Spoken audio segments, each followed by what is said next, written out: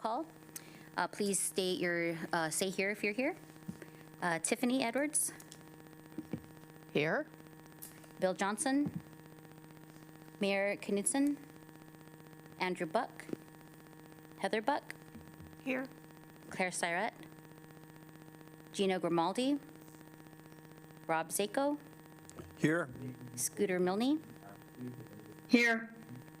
Jack Boysen is probably going to be late today, so we'll catch him when he joins. Paul Comery, Here. Sarah Mazzy,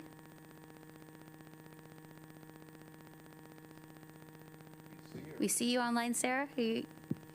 Please state here, or we'll come back to you. Peter Smith. Here, sorry. No, you're good. Thank you. Myself unmuted. No worries. I figured you were trying to say it, but you're trying to find the button.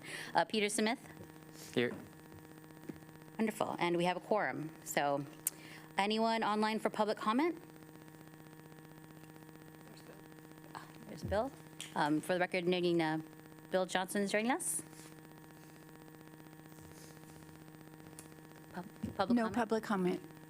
All right, let's hop into staff updates. Thanks, Dave. Absolutely. Dave Roth, Director of Planning with LTD.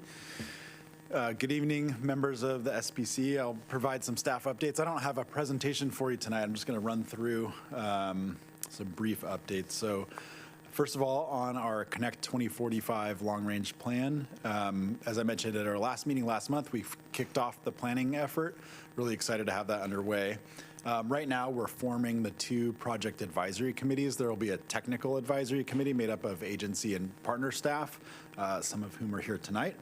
And then we're also forming a community advisory committee, which we had advertised fairly broadly. We had a lot of great support from our partners and friends who shared the invite out. And so far as of today, we've had 42 applicants, and we're looking for 16 representatives. We're going to go through an internal selection process with we have an internal working group here, and we'll be doing an exercise looking at the different outcome areas in terms of housing, workforce, health, and education, making sure we're covering sort of those outcome areas that we've talked about a lot at LTD, and then also looking at the types of responses we got on the questionnaire. So we'll select a group of 16 folks to come along on the process. And each of those committees will be meeting 4 times over the course of the process. And I should let you know that the content of their first meeting, which will be held hopefully at the end of this month, we'll be talking about the public involvement plan. So we'll bring a draft public involvement plan to that group, a draft memo on the planning context, so sort of what's going on in Lane County in terms of both transportation and land use, and then a set of draft goals and objectives, and we'll go through an exercise to start refining those goals and objectives for the process and the plan itself. We do anticipate the first public event to be held on the tentative date, I think, is July 21st. And so we'll get more information to SBC as we start fleshing out the details for that.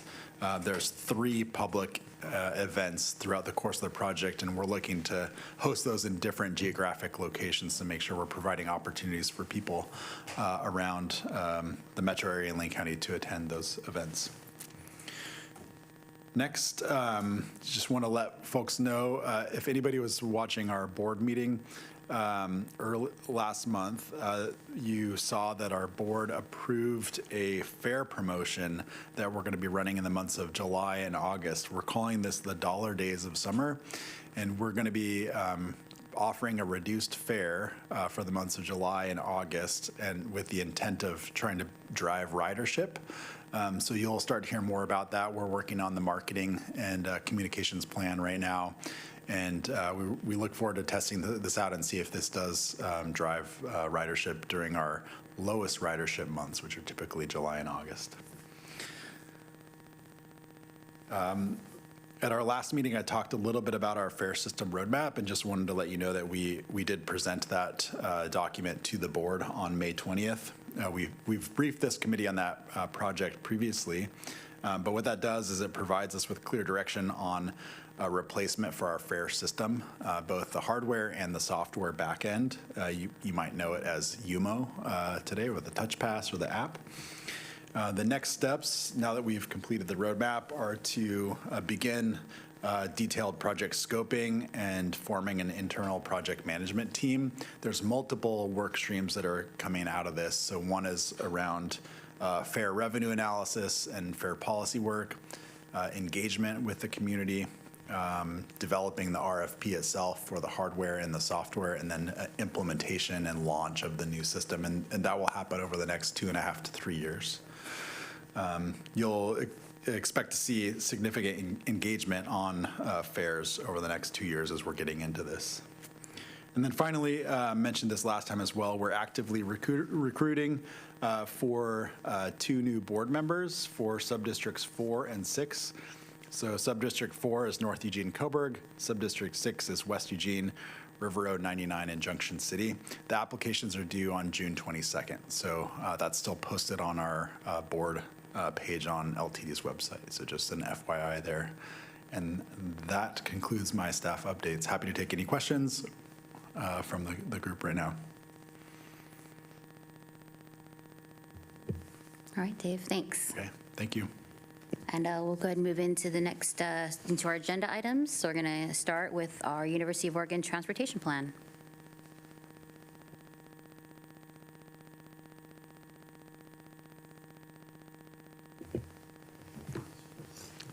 All right.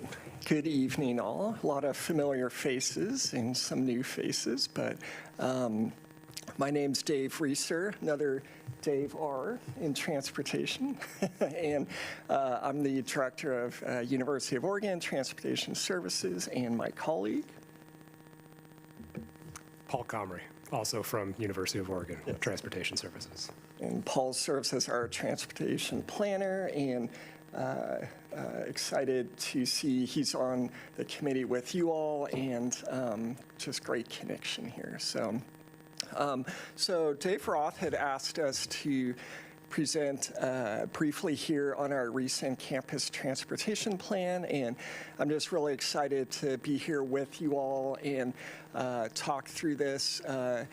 And I'm going to cover the first handful of slides, just high-level overview, and then my colleague Paul will do a little bit of a deeper dive. And you're welcome to ask questions as we go through this if you'd like, or if you have anything at the end as well. So let's go ahead and move to the next. Rob Zig. I'm very excited. Can you remind us the current plan or the previous plan when that was adopted? Yeah, wow, what a great segue.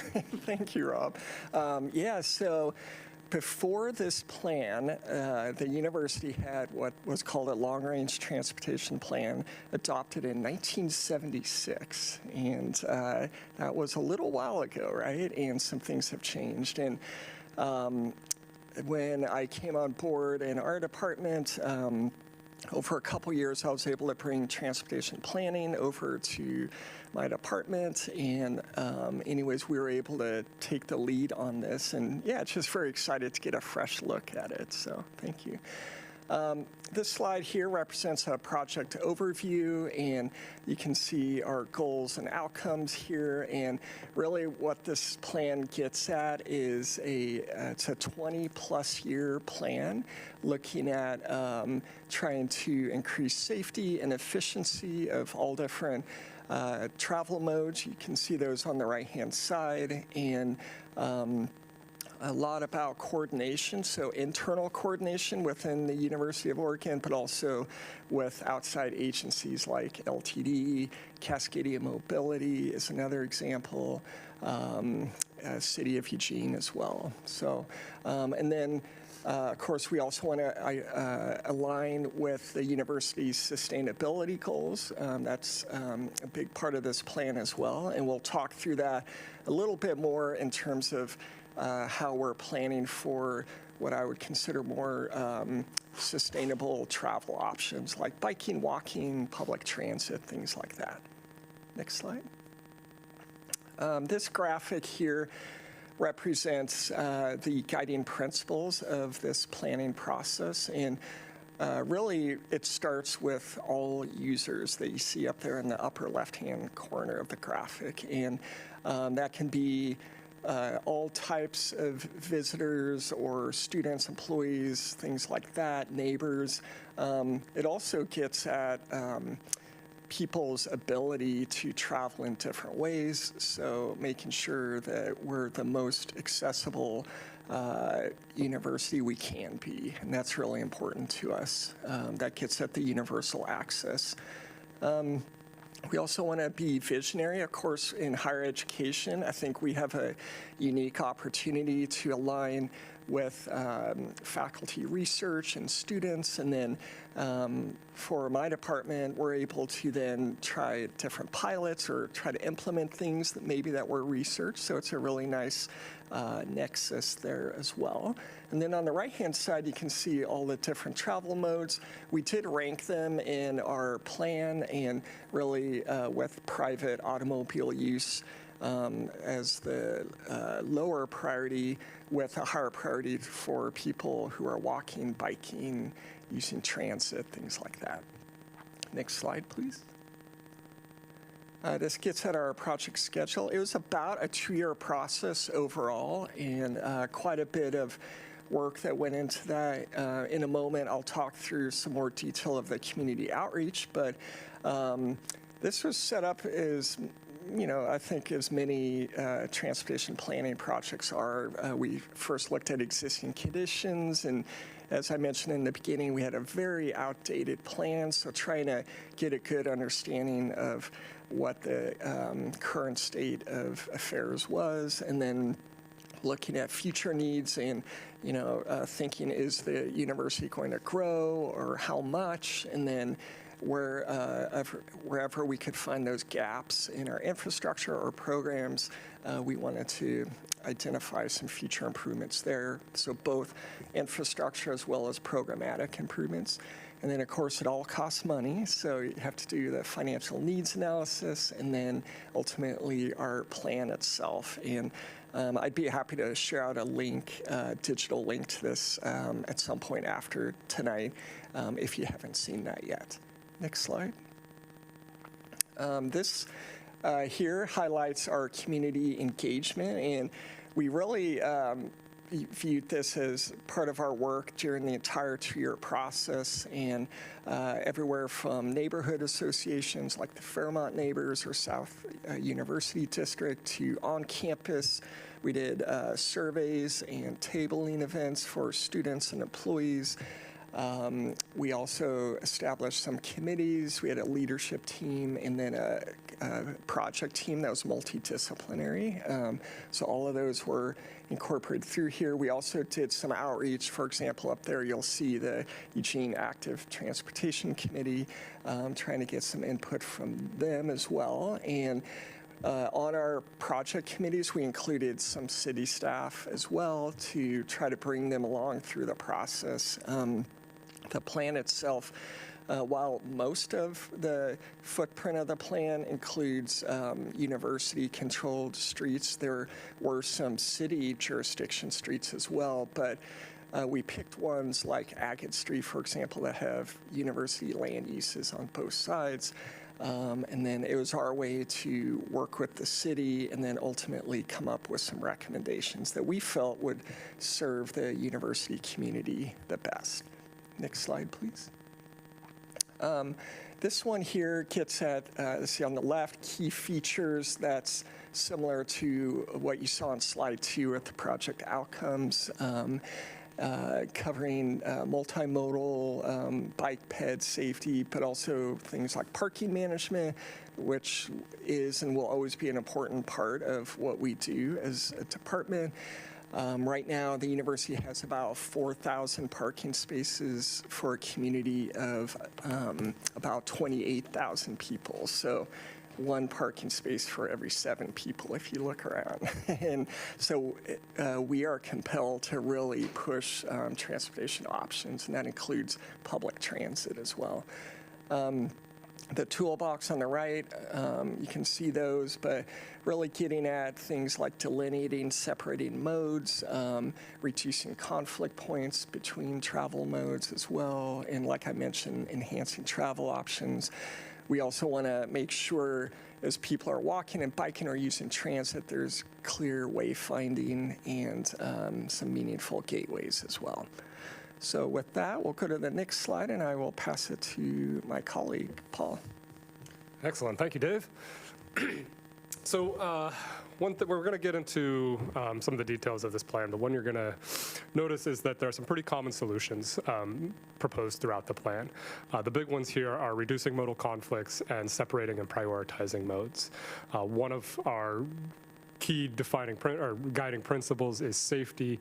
Reducing modal conflicts and separating and prioritizing modes is really aimed at improving safety on our campus, reducing the opportunity for vehicle interactions with other modes of travel. You'll also see enhanced corridor crossings and strengthening wayfinding and gateways as a pretty common solution that is proposed at various locations on campus. The logic there is that with the wayfinding and with the gateways, we want to make it very, very clear to anyone coming on campus that they are entering an area that is different from the rest of the city. There's a different priority, there is a different feel, there is a different speed that is expected on campus, and we aim to communicate that through really clear gateways so that people know when they are entering campus, and with wayfinding so that folks who are using really any mode, but primarily we're talking about pedestrians, cyclists, folks using micromobility. They know where the routes are that are designed for their mode. And we can go on to the next slide.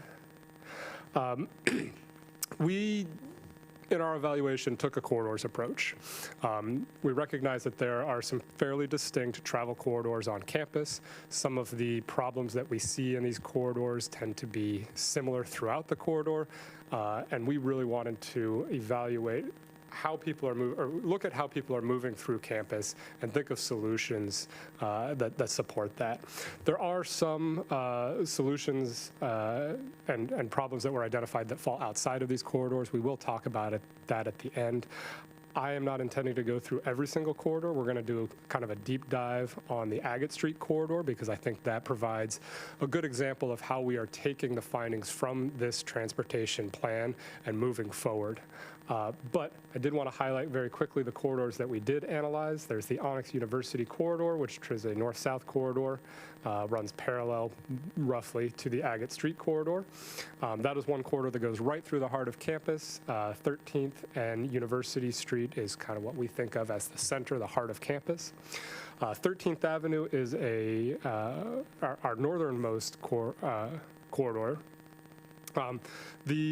This transportation plan doesn't do a very deep analysis of 13th Avenue, and the reason for that is there was already a plan in place, or a plan being developed within the university for a redevelopment of 13th Avenue.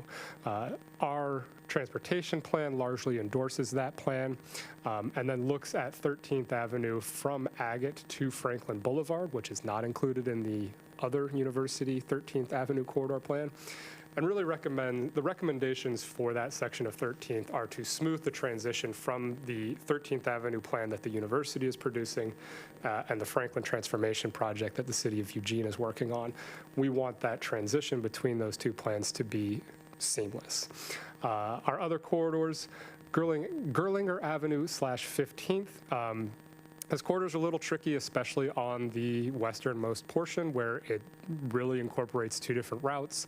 15th Avenue is a bikeway that comes into campus, but kind of runs right into Knight Library, and then we have kind of diverging routes, bikes going to the south of Knight Library, the path to the north of Knight Library, really prioritizing pedestrians and non-wheeled travel modes.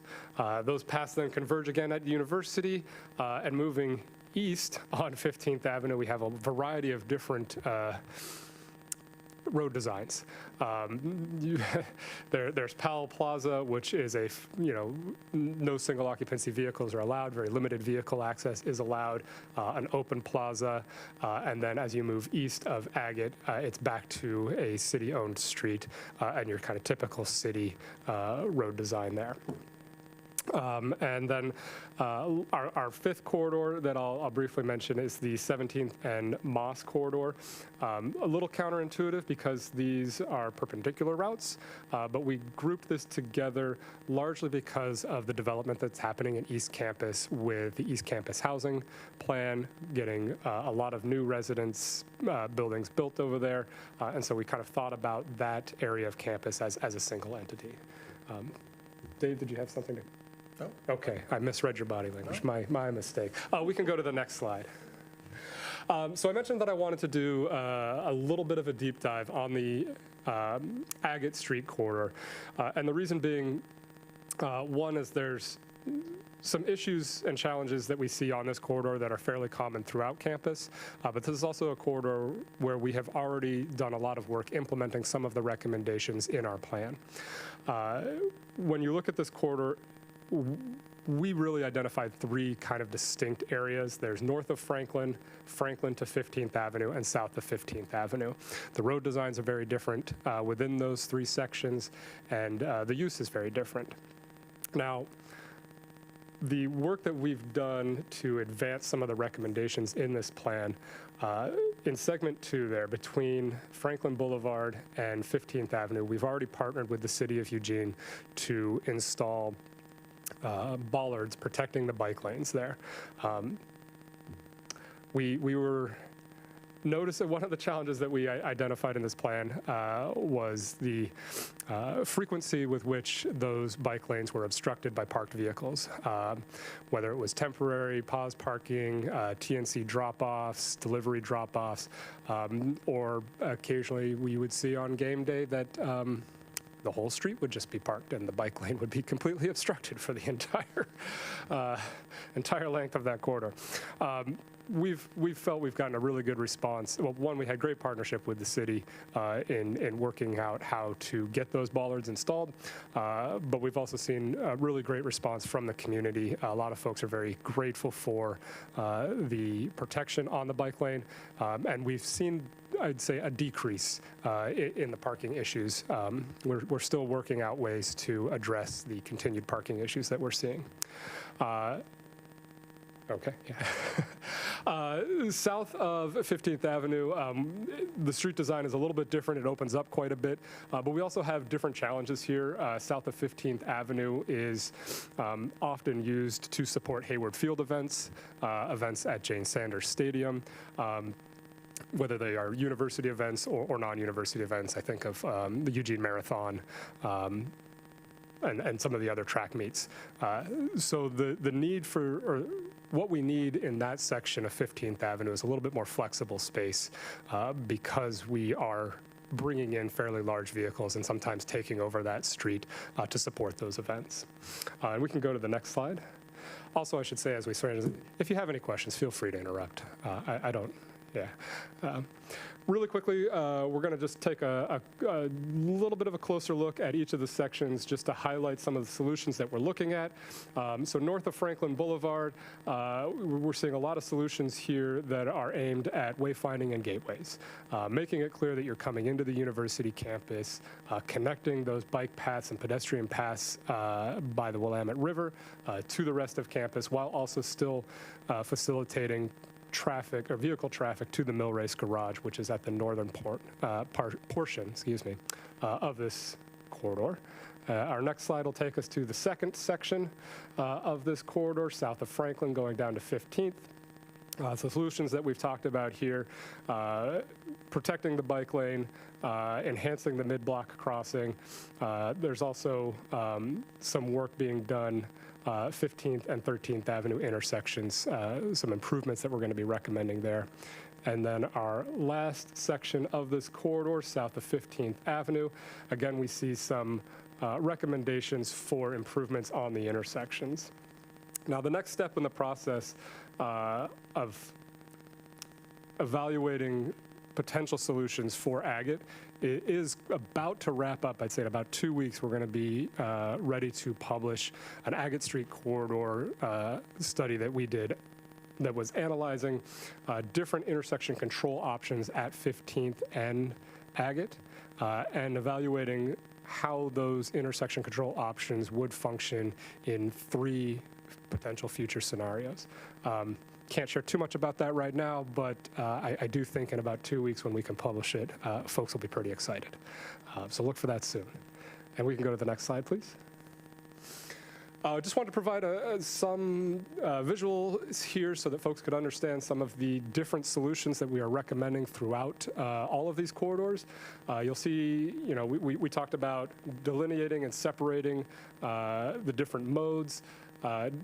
Cycle tracks with protection is one way that we can do that, enhancing crossings with raised crosswalks, additional markings, the rapid flash beacons as well, all aimed at improving pedestrian safety, making it easier for our students, our faculty and staff, our visitors to get across some of these more difficult intersections safely. Next slide has a couple more examples. Curb extensions, aimed at shortening the crossing distance for pedestrians, limiting the amount of time that they are in the roadway and more vulnerable. And then gateways, wayfinding. Again, this is aimed at making it very clear that you are entering campus. There is a different expectation of your behavior when you are driving, when you are biking, when you are walking, and also providing the wayfinding so that everyone knows where we are encouraging them to go, depending on the mode that they are using. We can move on to the next slide. Excuse me. I mentioned at the top that there are a handful of solutions that fell outside of our corridor analysis. A couple of those are highlighted here. I'll just talk briefly on 1 or 2 of them. Examples B and D are locations that we are, recommending evaluation for potential mobility hubs. These locations were chosen because of the existing transit that is already in place in those locations. A mobility hub would be aimed at building out the number of options that are at that location, facilitating folks who need to travel outside of the city to do so without needing to use a personal automobile. If we can get them to these locations and move them from these locations to their home or their next destination by co-locating bike share, car share, wayfinding. We have good transit service at these locations. If we can locate that all in one spot, we've got a nice little mobility hub. And then I also want to mention location F and C here briefly.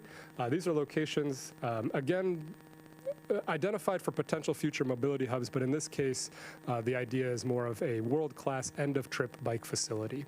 The idea being that if we are able to provide the amenities that lower barriers to folks choosing to bike to work, we can encourage a lot more people to bike to work. Those amenities would be things like showers, gear lockers, indoor secured monitored bike parking, perhaps even a bike valet, co-located with bike repair stations and potentially even having bike mechanics on hand to repair your bike while you work. Maybe you popped a flat while you're biking to work. You can bring it in here, get it repaired while you're working, and then you're ready to go home when your shift's over. Next slide, please.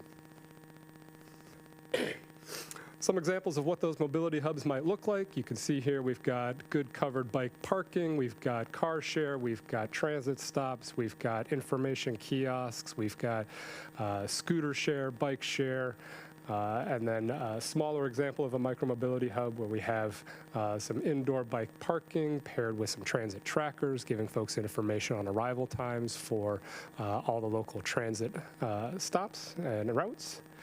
And on the next slide, I think is some more examples. Again, here, these are some smaller cycle hub examples. That indoor secured bike parking is really a big key for us. While we were finalizing this transportation plan, we were also doing some work on a large employer trip reduction grant.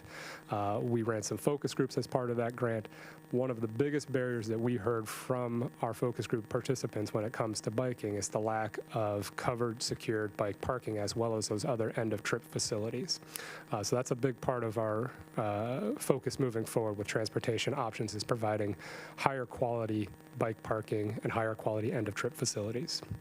Next slide, please. Parking.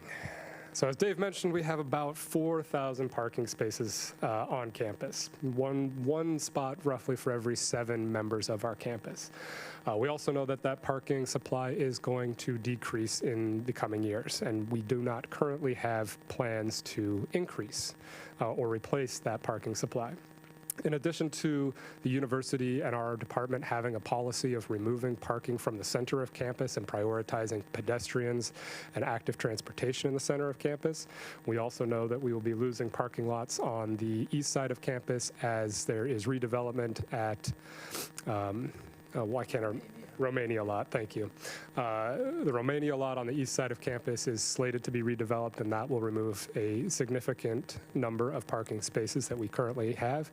And then further on in the future, as East Campus Housing Plan continues to be built, that will also be eating up some existing surface parking lots. So what you see on the map here are spots that, or locations that have been identified as potential future parking garages. Some of these locations right now are surface parking lots. Some of these locations are other buildings. We did initial analysis on 2 locations and were able to rule that out for future parking garage development due to right-of-ways with the railroad or development requirements from the city of Eugene. So we decided not to move forward with additional analysis of those 2 locations. We did initiate a feasibility study on locations 1 and 2, or sorry, 1 and A, excuse me. Those feasibility studies are just about to wrap up, but I can say with confidence that the cost assessments for building a parking garage on those locations have made it unrealistic for us anytime in the near future to move forward with building a parking garage. The cost per stall is astronomical compared to what we paid for the Mill Race garage a few years ago. So this is a challenge, right? We have parking spaces right now for about 1 for every 7 people on campus. We know that we are going to be losing spaces in the coming years, and we do not have the ability to acquire land for more surface parking, and we do not have the funds to build structured parking on our existing surface parking lots. So next slide, please. What are our options? How do we get people to and from campus if we can't build more parking? We're going to have to improve our transportation options programming, and we're going to have to improve it to the point where people feel comfortable choosing those options. One of the things that we are looking at is shuttle routes to connect our existing peripheral parking locations. So we have the Mill Race garage and we have other large surface parking lots on the outskirts of campus. With a shuttle system, we would be aiming to better connect those to the academic core of campus so that it is more feasible for folks to use these underutilized parking spaces and still feel connected to where they're working. So we have some shuttle route alternatives that we've been looking at to connect those those parking lots to the center of campus. We're also evaluating whether or not a campus circulator shuttle would be a viable option. The next 2 slides are going to show some other alternatives for the shuttle routes. And I don't have a ton else to say about the shuttle routes other than this problem of parking is where I see great opportunity for the University of Oregon to continue partnering with Lane Transit District and providing service, because one of the things that we know is that the biggest mode shift that we need to work on is getting staff and faculty out of single occupancy vehicles and into a different mode. One of the easiest modes to get them into is transit. As a staff and faculty at the University of Oregon, they have access to a free annual transit pass. We know that 39% of our staff and faculty live within a 10-minute walk of a bus that directly services campus, but our mode split right now for staff and faculty is 50% SOV trips. We know that that's where we have identified the biggest opportunity to move folks out of cars and into other modes, and that's an opportunity for us to continue our great partnership with LTD. I think that was the last slide about shuttle routes. Oh, there's one more, and I know that Dave has something to add. Yeah, if I may. Yeah, just one more thing with the shuttle routes. While it does connect several of the parking facilities on the periphery to the core of campus, speaking to you all as members of this committee with LTD, I wanted to just highlight, obviously, the MX route is, serves the north side of campus really well, and we often see students take MX from like one side of campus towards the other. But as you head south, there's really kind of a gap there. And we often hear from our community members about, especially, let's see, when it's dark, like say December, January, February, it's bad weather, things like that. Maybe people don't feel safe or comfortable walking, diagonally across campus. That could be over a mile, for example. So really wanted to highlight for you all here in your role with LTD that this type of, I would call it micro-transit, could really provide that kind of last connection to different destinations on campus. So something to think about in the future. And I think we had one more slide, maybe. Yep. Oh, just more visual examples of what we're thinking about and what we're evaluating for our shuttle system. Could be autonomous, could not be. This is really similar to Oregon State University. They call it their Beaver bus, and it's more like the shuttle on the right-hand side there. It is a fixed route.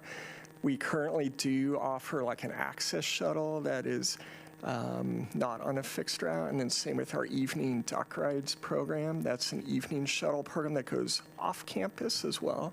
But this would be something that is fixed route, kind of through campus and around the periphery, and then we would like to use that to better connect to LTD's system. So that's all we have, and would love to open it up to any feedback, questions, or pass it to the next person. Okay, Scooter, you go first, and then Tiffany, I think, next. Thank you also, Dave and Paul, thank you so much for the presentation. Course. I was wondering, I guess initially about the shuttles and then just overall in general, are there any, I guess, is there much priority weight on making sure that everything is as ADA accessible as possible? Because at least that one picture, that autonomous shuttle, I'm a wheelchair user, that's not going to work. Right, yeah. No, great question, absolutely. Yes, my goal is to have any fixed route shuttle that is implemented, have it be fully accessible, and similar to LTD, that somebody in a wheelchair can still get on and off a traditional bus. And while we do have an access shuttle to help people with mobility constraints, we want to have a system that includes the ability for anybody to ride on this type of shuttle, and that they don't have to take like a separate ride. So that is our aspiration. And Scooter, I would add to that in addition to this transportation plan, we are in the process right now of initiating an ADA transportation plan. Our initial steps on that are identifying the priority ADA routes, because right now the university defines everything as an ADA route, and we are aware that some of those routes are not actually ADA accessible. So we are addressing ADA access issues outside of this transportation plan as well. That's awesome. Thank you. Of course. Real quick, I want to recognize that Claire Syrette joined us at about 5:56, and then we'll have Tiffany, then Rob, then Peter. I know, I'm sorry. Thank you all so much. This is really, really great information and very beautiful presentation, I will say. Once upon a time, I was a college student, and I went to school in Washington, and I had a car solely for the purposes of going home. I never used it on campus, and it was parked quite far from my dorms, and I was just curious if, A, you've considered like off-site large areas that could be accessed, through LTD or something else, or if you even have data that kind of captures that need and segments the students out by those that really, because I've heard that from parents, Right. that, I have to send my kid to college Right. with their car just so they can get home on the weekends. Right. And so I'm just kind of curious Great if you question. you know about those Yeah, kids. similar to you, I had that experience myself a very long time ago when I was a college student. But yeah, we, in our world, we separate this between student resident permits that we sell, and that's for on-campus residents who live at the university and then have their car to like travel off campus. And then we have daily commuter parking, which is the vast majority of our parking supply. And we currently do have a small portion. We sell about 400, 450 permits per year that are for student overnight permits. And those are way on the east side, kind of out by our office and UOPD, out by Walnut Street. And the reason we prioritized those was historically, before we had those types of parkers there, they were for daily commuters, and nobody wanted to park that far and walk into campus. So it's worked well this way. But if we implement a campus shuttle, we're hoping to better connect those farther out areas for daily commuters as well. There are examples of some universities, like Stanford University is one that doesn't allow freshmen to bring their vehicle to campus. There is a small exception process if somebody has a legit reason, but we may go there someday, but not right now. The current climate doesn't support that. So, Thank you. We'll have Rob and then Peter, and I just want to recognize you about 3 minutes Okay. on this topic.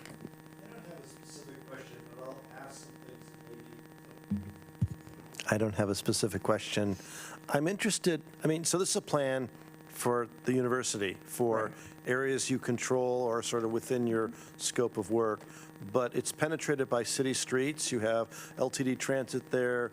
I'm wondering sort of if you have sort of like a coordination or interface section that sort of calls out, where the university ends and the rest of the world begins and how those handoffs are made, of whether that's a chapter appendix of it or just one of the issues you address, and just talk about sort of those interfaces. Sure, great question. And that's a real world example of how transportation works, right?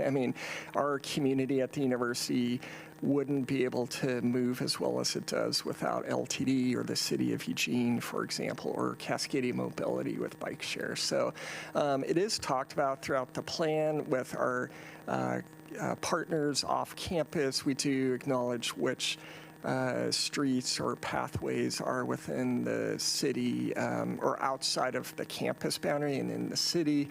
And for example, the Agate Street Corridor study that Paul was talking about, that's an example of a city street, but it serves university land uses on all sides. So none of this can happen well without really good coordination. And that's why we included the city of Eugene and others in some of our committees, things like that. And the plan will provide kind of our blueprint, our guide, but we will not be able to accomplish everything unless we work closely with all of those partners. So, thank you. Thank you for this. So as you know, I'm a University of Oregon student, but 2 weeks from now, I'm going to promote to just being a Fairmount neighbor. And so I was wondering about the shuttle service and how, if it will be able to serve neighbors who aren't University of Oregon students. I know Jennifer Smith, the person who's going to be Ward 3 counselor in January, mentioned the loss of the LTD bus on 24th Avenue kind of being kind of rough for the community, just only having transit on the outside of the neighborhood and not in it. Have you considered shuttle service for neighbors, and also have you considered maybe expanding the scope of the shuttle routes to go to Spencer View or to go to Amazon Station? Right. Yeah, great question. Good point. We certainly could look into that more. The routes that are shown in the plan are really designed as circulators and passing through campus. But that being said, I would love to open the door to future conversations with LTD. For example, maybe there's some collaboration we could do and do some kind of hybrid option that includes some of those other underserved areas that are just off campus, but that are still kind of part of that community. So I definitely see there could be some synergy there. I've heard LTD talk about like microtransit and things like that. So that's the exciting part of having this kind of plan is we put some things down and it really opens doors to more conversations. So thank you for that. Well, thank you again, Paul and Dave. Great presentation and thinking about the intersection of all the pieces we've been looking at. So really appreciate the time and great presentation. Thank you. All right, we're going to move into our Lane County Coordinated Public Transit Human Services Transportation Plan.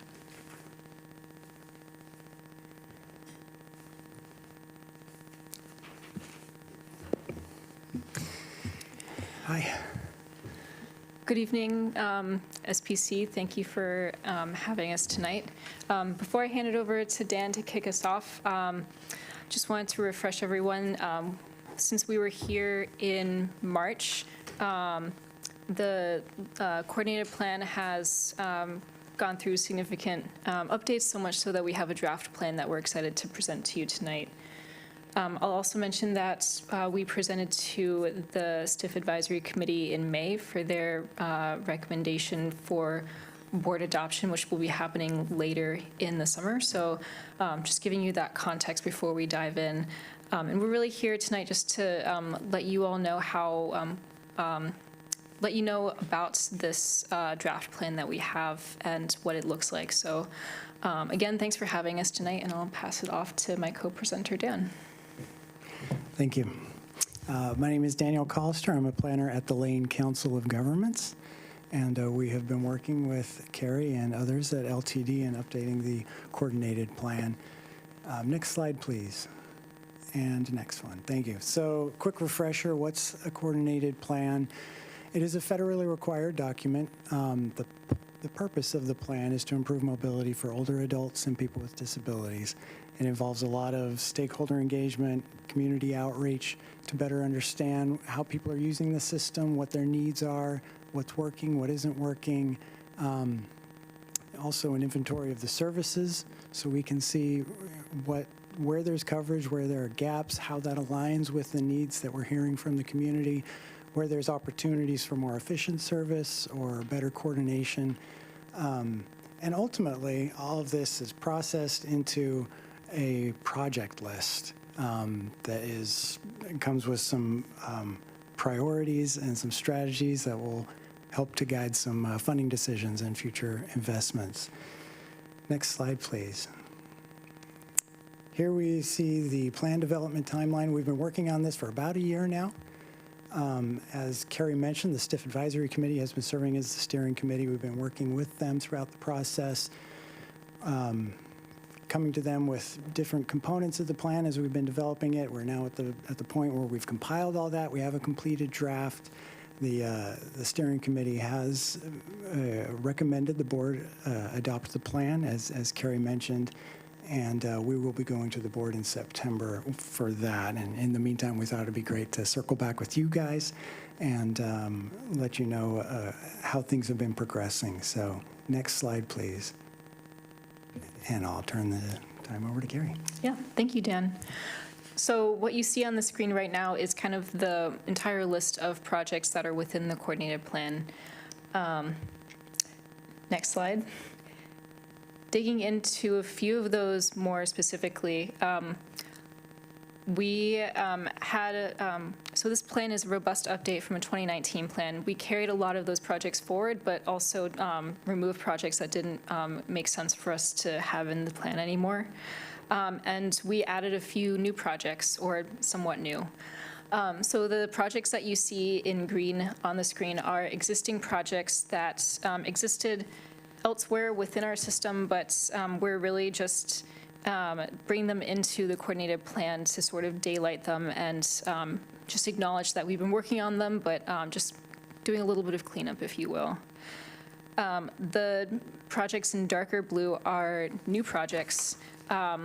that are included in the coordinated plan. And all these projects are, as you probably know, they're meant to support the mobility of older adults and people with disabilities. But as you can see that we've grown this project list a little bit. Next slide, please. I'm going to take a few moments to dive into 4 of those new projects. So project number 1 that we're highlighting is our rural shuttles pilot. This project actually started in March of this year. And the intention of this project is to provide lifeline services to more rural areas, so really expanding our coverage. This pilot is focusing on 3 different areas: Mohawk Valley, Oregon Highway 36, between Deadwood and Mapleton, and South Lane County. These areas do have a good, significant amount of older adults and people with disabilities, and as I mentioned, we're really trying to serve these areas to provide a lifeline service to get them to places with groceries and medical services, in addition to the rest of our fixed route service. This pilot is funded now through the end of June 2027, so we're currently looking for future funding for this service. Next slide. The second project I wanted to highlight is a grocery delivery pilot. So a lot of our paratransit ridership is actually just trips to and from the grocery store, which is fantastic. We definitely want people to be using our service to go to the grocery store. However, it is a pretty big cost on our end to provide those trips. So this project is providing a grocery delivery membership for some of our eligible riders so that they can still get the groceries that they need, but at a less cost, a smaller cost to us and our paratransit services that we provide. So while we're not paying for groceries, we're just paying for that membership. And so we're allowing some of our riders to just shop from the comfort of their own home so that they're not burdened with getting on our paratransit service and then schlepping groceries back home.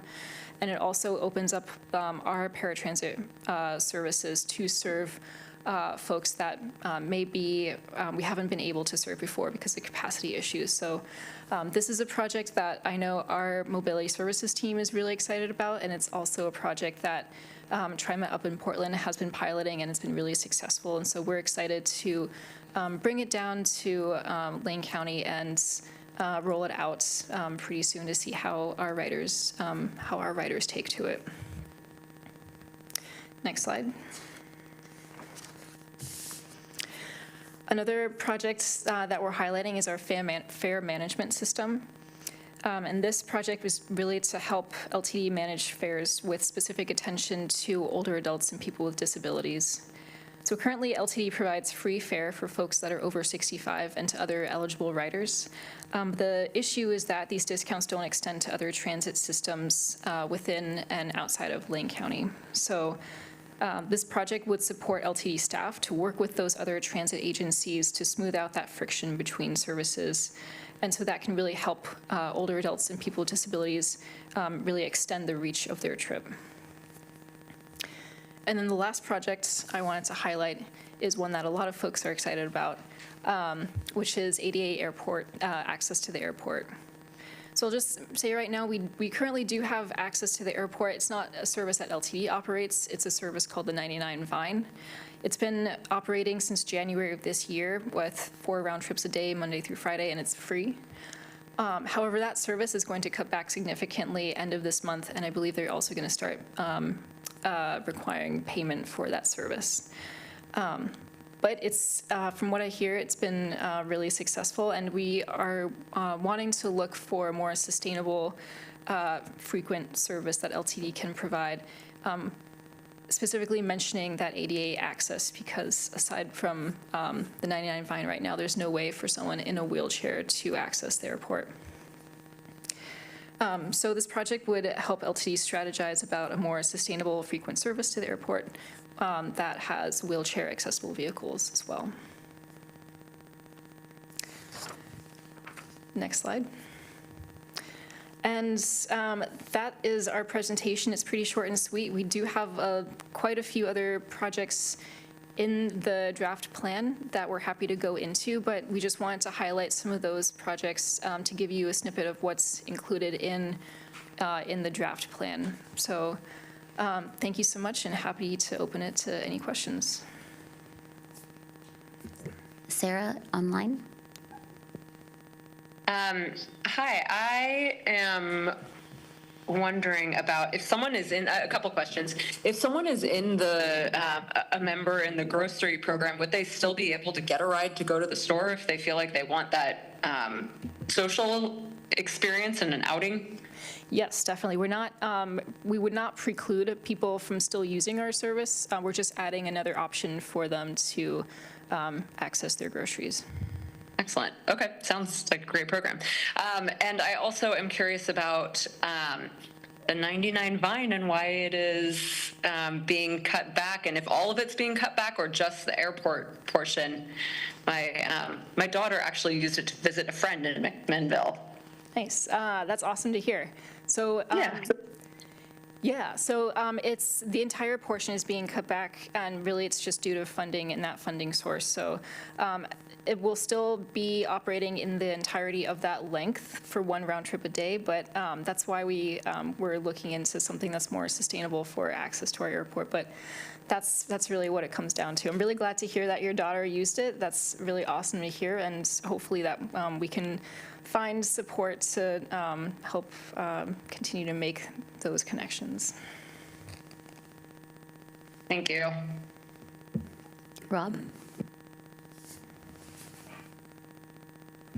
Thank you, Carrie. Thank you, Dan. So the coordinate plan is required, federal regulations, FTA. Developed it, the board adopts it. Is that it, or do the feds somehow review this or certify it or whatever? It's just, or is it whatever LTD says is good to go? That's a great question. I am going to pivot to Rob. Dave, sorry. Thanks, Rob. Thanks, Rob. Great question. My understanding is that for this particular funding source that's enabled by the coordinated plan, the monitoring actually goes through ODOT. So ODOT is the agency that makes sure that we have these plans in place and that they're updated regularly. So that's how it works functionally. Does that help answer the question? Yeah. Are there any other questions from anyone? This will be a first to have just one. Tiffany, go ahead. I just have a really quick one. Maybe it's not quick. Funding. Is there funding identified or identified, or is it just intended to go into a plan where then you would potentially be looking for funding? So, great question. Dave had mentioned or alluded at this a little bit. So it is a federally required document, and it's attached to the FTA Section 5310 program. Yeah. And those are funds that LTD receives, and they can only use those funds on projects that are identified in this plan. Okay. So that doesn't mean that we can't use other funding for these projects, and that's actually one of the reasons why the STIF Advisory Committee made sense as a steering committee, because there's a lot of overlap in the two funding sources. But does that answer your question? Yeah, thank you. Go ahead, Peter. I was curious about how the Rural Shuttle pilot program's going and how y'all are planning to advertise that going forward. I'll jump in. So right now we are monitoring the performance of the rural pilot. I will say that it's not getting a lot of ridership. So right now we're in the middle of our evaluation, like the early evaluation period, and we're starting out with some surveys to the communities that service is serving. We've done a lot of outreach to those communities to try to advertise the service and try to build ridership. I'll just be straight with you right now, the ridership is not materializing on those services. And so I'd be happy to bring back a report of what we've done for the survey work as well as the numbers that we're seeing for ridership. Heather? Thank you. So before the rural pilot project occurred, the trips were mainly in South Lane. And when it switched to the pilot program, South Lane felt it pretty heavily. They really, they had the majority of the routes before it dispersed to some of these other outlying communities that really had none. So I understand the thought process behind trying to expand it to different areas of the rural communities. My question, I guess, is if you're not seeing the ridership materialize in these other rural communities and there's still funding available, I would gather that South Lane would like those riderships back. They would like to get those in their community before the pilot kind of switched on them. Because I heard about that quite a bit.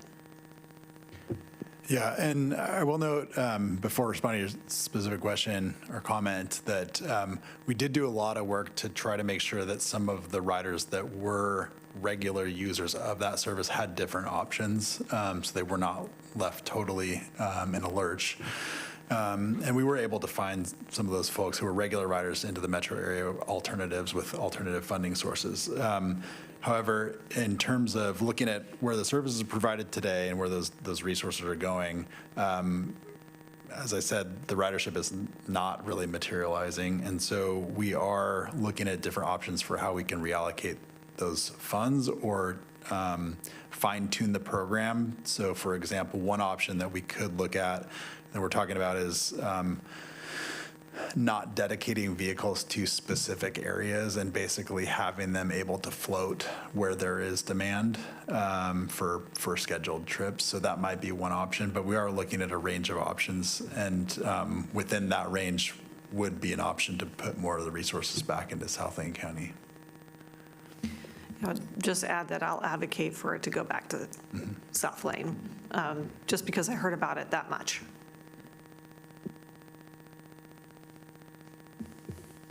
Other questions? Rob, go ahead.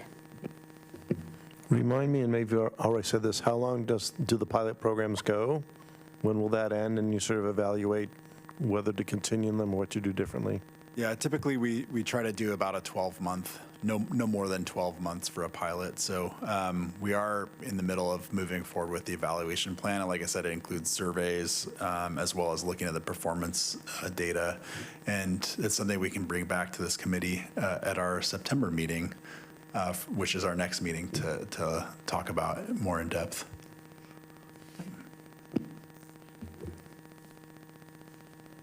All right. Seeing there's no other questions, thank you so much for the presentation. Also, again, I also appreciate that we're going to be able to hear the feedback, and hopefully if there's any ways that any community partners can help get more feedback from folks and reflections, we're happy to help. So thank you. Great job. Thank you so much. Thank you. All right. Now we're going to move into our final agenda item, which is our chair and vice chair elections. And I believe I want to be mindful, I have a script that I want to read from verbatim so I don't do something wrong here in officially voting. So thank you, Norma, for the script. So next on the agenda is selection of our SPC chair and vice chair. As outlined in the committee's bylaws, the committee selects its chair and vice chair from among its members. So first of all, for the chair selection, we're going to have a call for nominations. So I'm going to now open the floor for nominations for chair of the LTD Strategic Planning Committee. Members may nominate themselves or another member. Are there any nominations for chair? I encourage nominations for chair. Sorry, I'm off the script. Are we to understand that you are not interested in? That's my question. I am interested in whatever the committee feels is in the best interest of the committee. Ooh, very diplomatic.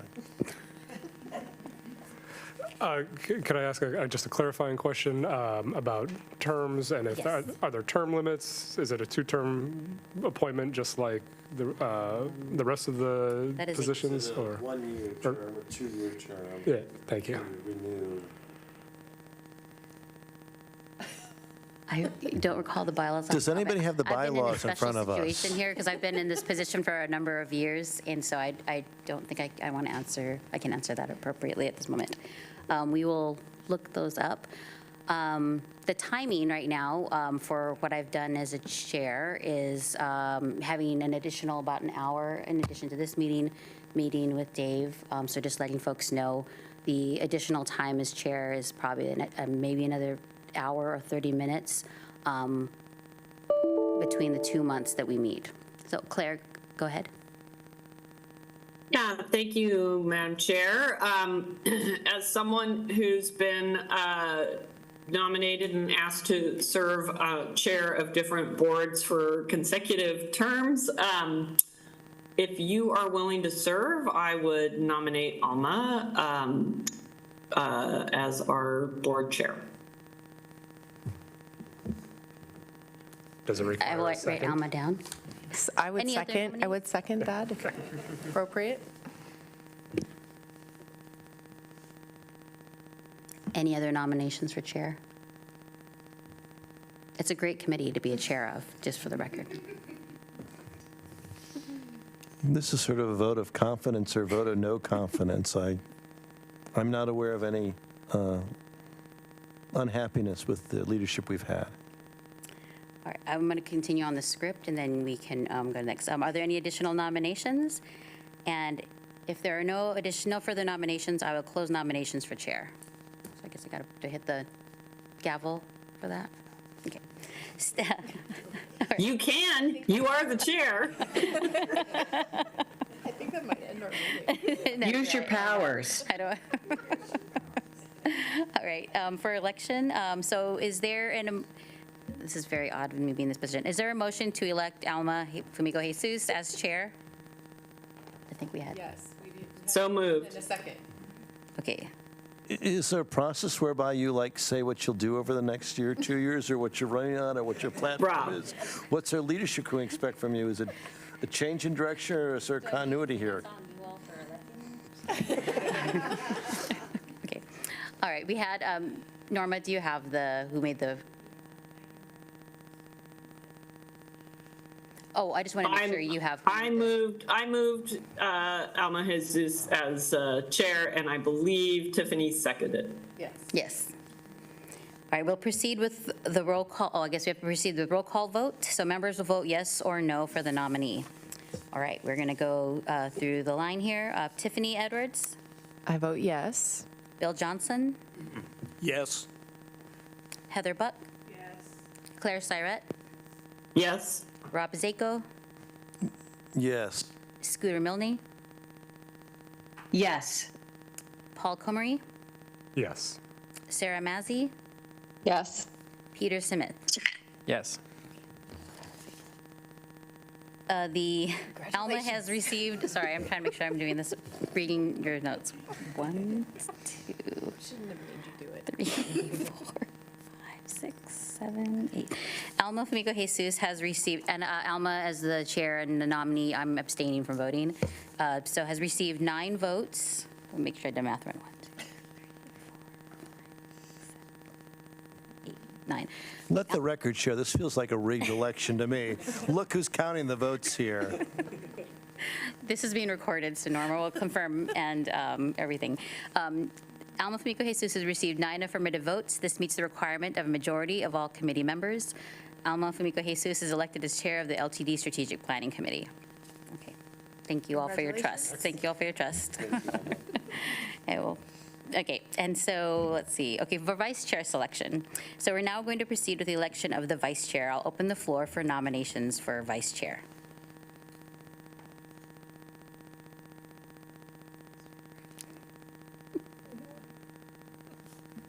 Tiffany, are you I have a okay? question. Go for it. Yes, Rob. Well, what happens if there's like a vacancy in the middle of a term and, like somebody leaves the committee or something like that? What do we do? In terms of the chairs or the vice chair? Well, we're talking about the vice chair right now. Yes. I'm just hypothetically wondering. Are you recommending a second, first? I'm asking a question about what the process is. That's all I want to know. Yeah. I don't have that answer. I need to look at the bylaws, I think. Yeah, I'm sorry I don't have the bylaws in front of me right now, but I imagine that there is a process to elect a new vice chair if the position vacates. Yeah. Yes. Thank you for putting that on the record. Feels ominous, but okay, I'm going to stick to the thing. Claire, please go ahead. Yeah, I would nominate our current vice chair, again, if she's willing to serve, Tiffany Edwards. And I will second that. Okay. Any other nominations for vice chair?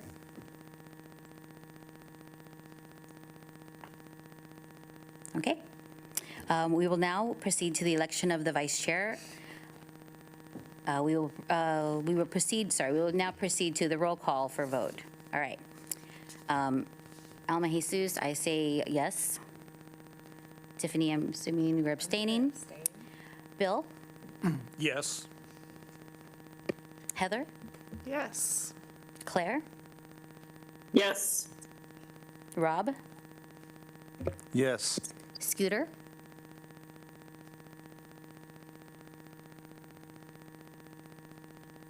Yes. Paul? Yes. Sarah? Yes. And Peter? Yes. All right. We now have, let me go back to my script, pardon me, I'm trying to follow procedure here. Tiffany Edwards has received 9 affirmative votes. This meets the requirement of a majority of all committee members. Tiffany is elected co-chair of the LTD Strategic Planning Committee. All right, well, congratulations, and thank us both for our willingness to serve. I'm reading the script. I do sorry. want to, I mean, this is a vote of confidence. Thank you both for your leadership. I mean, the middle bit was maybe none of the rest of us want to do it, and thank that you're doing it. But it is only an extra hour a month or whatever, so it's not a huge thing. Thank you for being willing to continue very much. Thank you, and thank you. Yeah, I know we both appreciate your trust, and this is a great committee to be on, so thank you so much. And if anyone is interested also in learning about the role of chair, we'd love to be able to share the leadership opportunity and time, so it's a great group to be part of. All right, anything else for the good of the order from anyone? All right, well, with that. Chair, I've got my hand raised. Oh, sorry, you did not look up. Go ahead, Claire. Yeah, so first, I will say if I was chair, I wouldn't let Rob interrupt me when I'm starting to speak. And he needs to learn to raise his hand and be called on.